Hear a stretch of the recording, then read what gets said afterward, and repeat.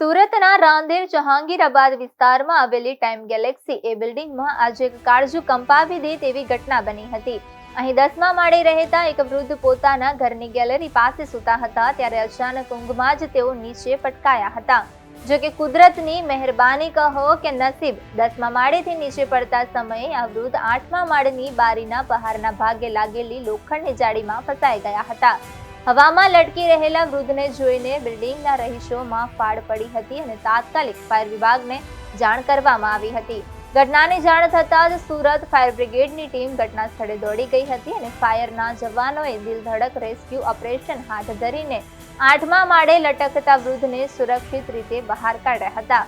જાળીમાં ફસાઈ જવાને કારણે અને પડવાના આઘાતને લીધે વૃદ્ધને શરીરના ભાગે ઈજાઓ પહોંચી હતી, જેથી તેમને તાત્કાલિક સારવાર માટે નજીકની હોસ્પિટલમાં ખસેડવામાં આવ્યા છે।